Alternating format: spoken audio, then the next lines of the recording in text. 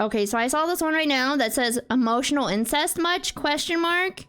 So we're definitely gonna read that one. Okay, definitely, like 100% gonna read that one.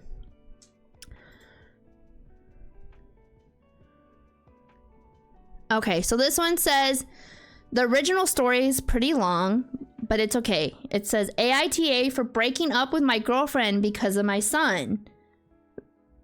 That seems really weird. And then it said emotional incest much? Is this guy in love with his son? Or is this lady? I don't know. Somebody that broke up with their girlfriend for their son. That's weird. I, 43 male, broke up with my girlfriend, now 26 female. You're almost 20 years older than your girlfriend. I'm pretty sure that's probably the real reason. Is your son like the same age as your girlfriend? Is that the problem? Oh my god, they are the same age. I knew it, okay? Hold on. Hold on. Let's find out. Hold on. The tea is gonna be delicious, okay? I, 43 male, broke up with my girlfriend, now 26 female. Lauren, on her birthday. You broke up with her on her birthday, you monster? You couldn't wait till the next day? Like, bitch. Okay. Hold on. Let me compose myself, okay?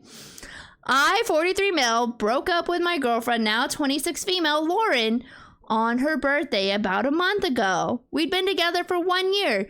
Met through some mutuals. And things were fine. She was nice enough to have around. Sounds like you didn't really like her. She was just nice enough to have around. She decided it was time to meet my son, 26 male, Nathan, and kept bothering me about it. That's probably because she thinks they went to school together. She wants to know if they were in the same class. I tried to tell her that my son had some issues and could not meet her because of them. What kind of issues?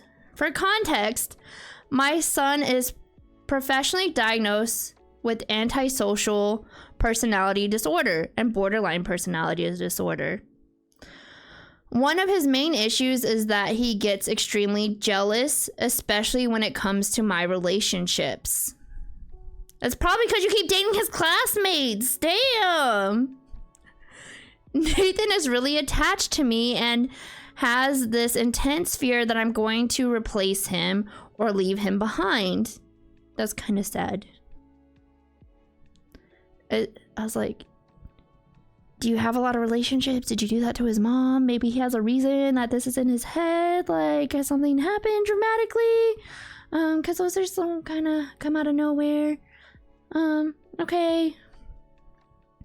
Are you worried your girlfriend's gonna leave you for your son because they're more related in age, maybe? I gotta stop assuming things, but damn, like, this is getting juicy.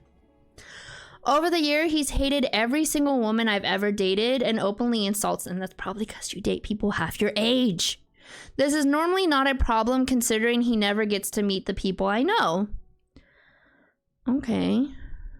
I mean, a year into a relationship and not meeting the kids might be a little weird because that's usually around the time that people start, like, getting a little more serious, think about moving in, and then that leads to, like, bigger life events, you know? But Lauren wouldn't let it go. Let's try that again. But Lauren wouldn't let it go. She kept saying it was weird that she hadn't met him. It is a little weird. Especially because I'd met her family. I explained to her several times that my son has these issues and that introducing him wouldn't go well. Have you even asked him if he would like to meet her? Because if he's the one with social behavior, it should be when he's comfortable. You know? Get him used to the idea. Let him decide. But she didn't listen. She is being a little pushy, so, like, I would explain that, like, at least have the conversation, open the door, see what he says. She even started acting like I was trying to hide something from her, which wasn't the case at all. So finally, I agreed just so she could really understand. We set up a dinner at my house a few days before her birthday so she could meet Nathan. For some reason, she wanted to invite him to her birthday party despite my warnings. My plan was to have them meet. He would insult her somehow and she would learn her lesson and stop bugging me. It doesn't sound like you want them to meet either. The plan came to bite me in the ass. The dinner went terribly, as expected. He kept making passive-aggressive comments, and when she called him out on it, he called her a gold-digging whore. Again, like, you're dating somebody that is the same age as your child. Of course, he's gonna be a little, you know, meow about it, because that's weird.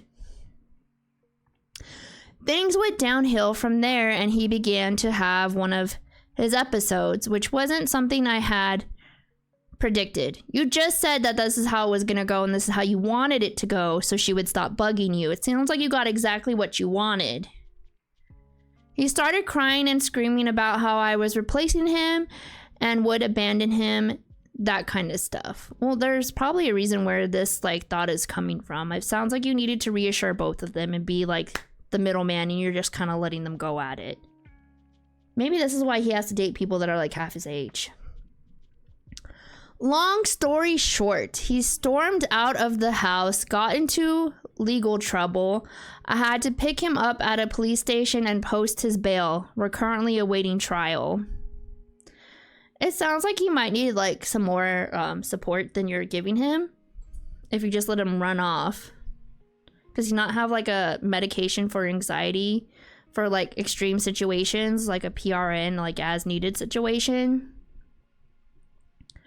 I refused to speak to Nathan for the first few days to express my disappointment. That's probably why he feels like you're gonna abandon him if you ignore him every single time something happens. And like, what? I refused to speak to Nathan for the first few days to express my disappointment in his actions and waited for his apology. So you don't talk to him until you want to, or you want him to feel like so much anxiety he comes begging to apologize? That's not how you handle those kind of behaviors. As somebody that deals with people with those conditions on a regular basis and intellectual issues, like, that's not how you handle that at all. They need tons of support and assistance with controlling like those big emotions, you know? Then one night he came to my room crying and begged me to stop ignoring him. He said he was sorry that he only exploded like that because he doesn't want me to have anyone else in my life and he feels left out. That's definitely something that needs to be addressed. And you ignoring him is not helping with the situation. He also begged me to break up with Lauren. That's also not something you should cave in and do. Now I'm no father of the year. I have made some terrible mistakes in my past and still do sometimes. But I'm proud to say I've been majorly better these last few years since I've begun to work through my issues with a therapist and got my own diagnosis. Narcissistic personality disorder. I don't have a good relationship with any of my kids except for Nathan, who was the only one willing to forgive me for my past mistakes. He is the most important person in my life and I love him very dearly.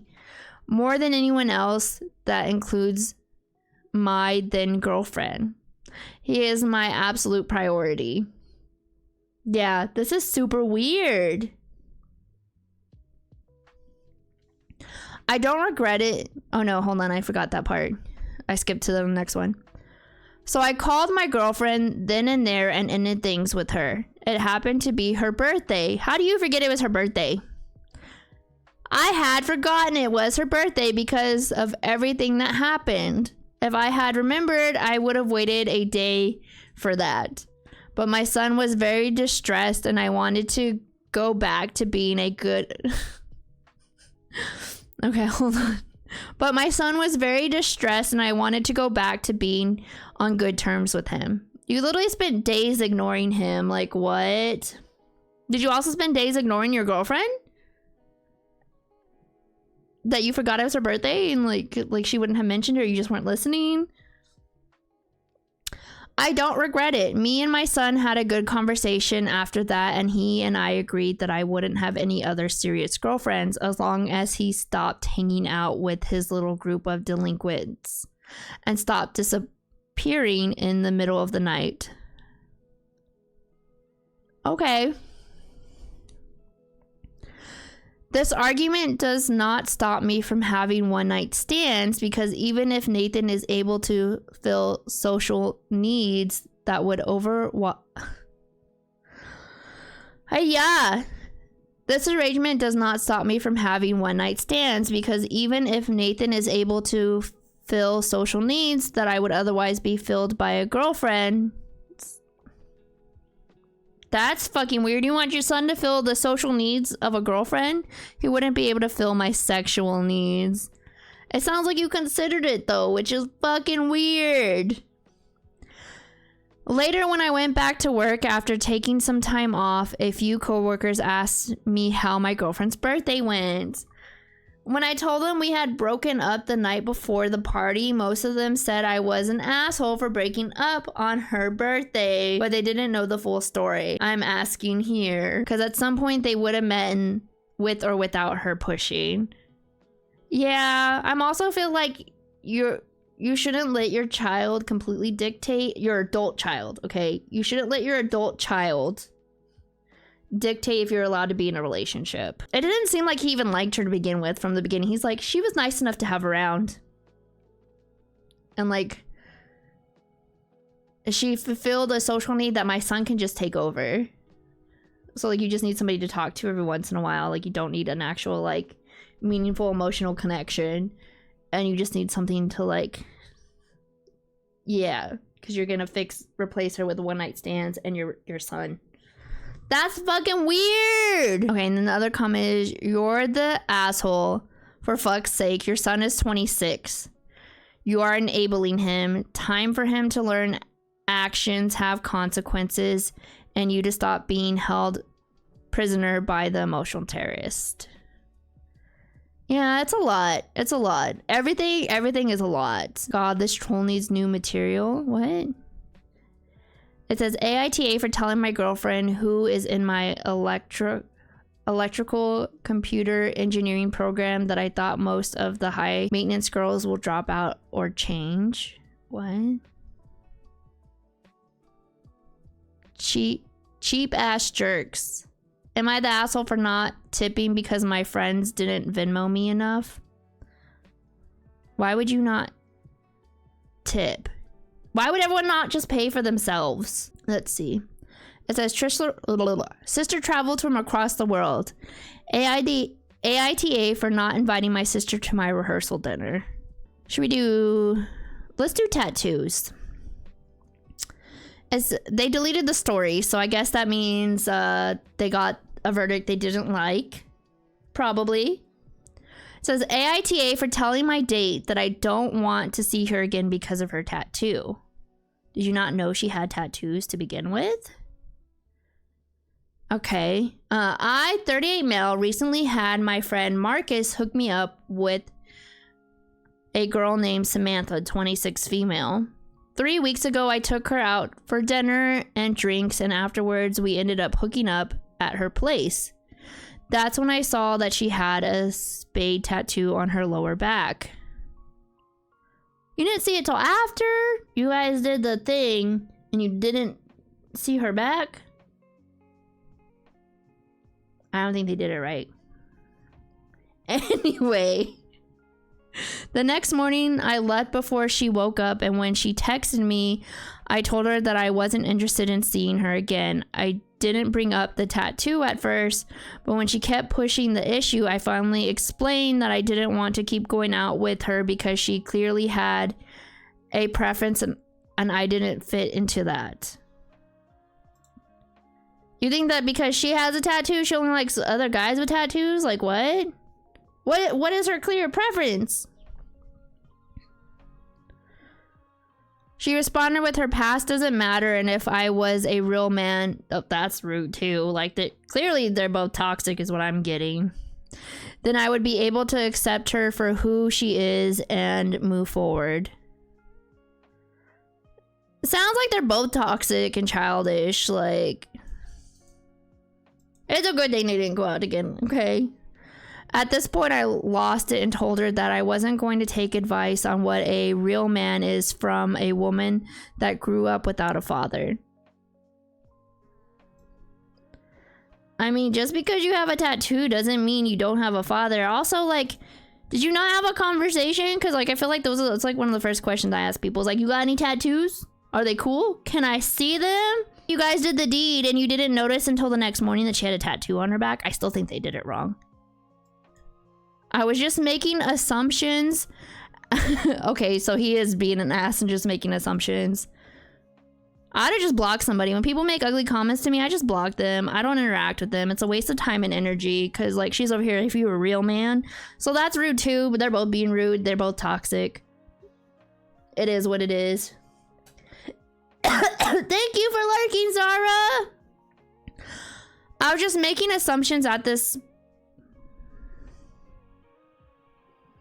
Okay, I can't read. I was just making assumptions at that, but later found out that I was right. I blocked her after that because she has been talking to some of our mutual friends about this. Okay, so it wasn't a blind date. You knew who she was. You asked to meet her. That's weird. How you guys are toxic. Both toxic. Just throw out all of them. I blocked her after that, but she has been talking to some of our mutual friends about this. Some agreed that I was right to try and end things because if you're committed enough to a preference to get it tattooed on your body, then your chances aren't good if you don't. Wait, what? Preference? She had a spade tattoo. What is it? Does a spade tattoo mean something? Like, what? Am I stupid? Let me Google. What does a spade tattoo mean? Was it not a spade tattoo? It says a spade is a symbol of authority and control. A spade tattoo can have multiple meanings, including good luck, power and strength, death and danger, life, fall and winter. Does he not mean a spade tattoo? Is it like a racist tattoo? And he's just like using code or something? I'm really confused. Okay, I don't know. Let's get back to it. I blocked her after that, but she has been talking to some of our mutual friends about this. Some agreed that I was right to try and end things. Because if you're committed enough to a preference to get it tattooed on your body, then your chances aren't good if you don't meet that preference. But others are calling me an asshole for not giving her a chance. So am I the asshole? Huh? I'm so confused. Okay, somebody put something here, a comment. It says, the spade tattoo is reference to a race play thing where women get spades to show they have a preference for black men, and incels are obsessed with this idea. They act like it's a super common concept and make weird assumptions. Is that a thing? That is so weird. She was kind of rude with the whole if you were a real man thing though, but he also did make a lot of assumptions. He assumed that because of that tattoo she had a preference, and then he didn't explain to her the preference, and then he assumed that she doesn't have a father because she has a tattoo, I guess. I don't know. That's super fucking weird. I'm also thinking if you didn't see her back when you got her naked to do the thing, you did it wrong. So just throw them both away. Super fucking weird. I didn't know that was a thing, and I'm just like, who cares? So weird. OP's a cardiologist. What? It says, am I the asshole for telling my husband that his daughter should take more care of the dog? Is it her dog? Ooh, this one says just messy all around. I love messy. Let's click on it. And it hasn't been deleted. Okay. AITA for criticizing my child's parents. What?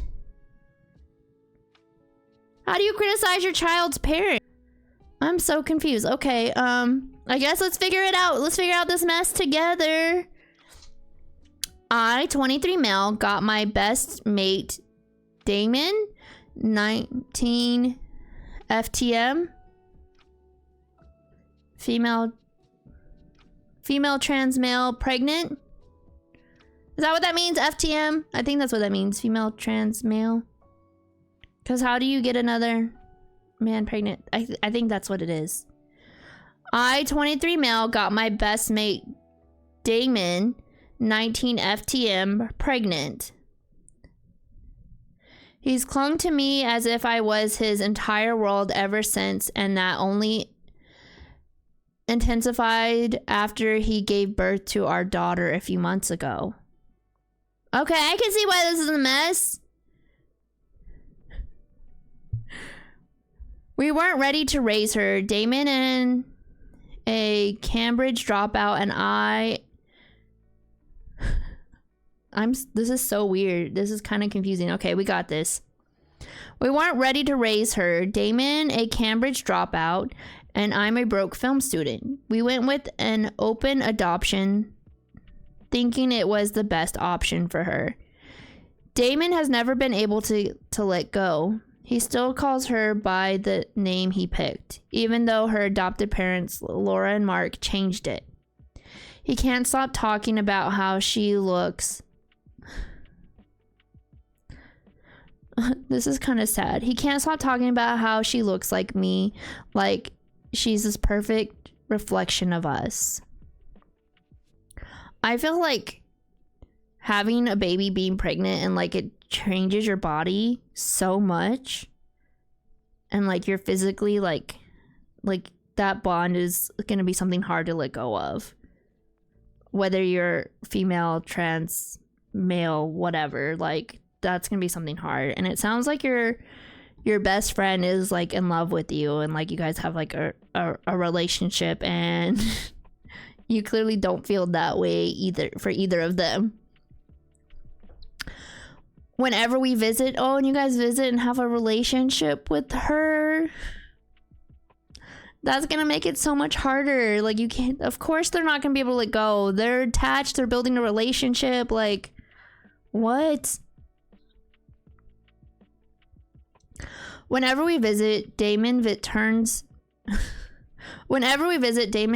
out Laura and Mark. He'll say all the right things to them, acting polite, but he's really just focused on me and the baby. He'll hold her and whisper things like, "Look at her hair, it's just like yours," or "She's got your eyes, your little smirk." He completely ignores the fact that she's being raised by other people. Damon hates how perfect and polished Laura and Mark are. He's jealous of the life they're giving her.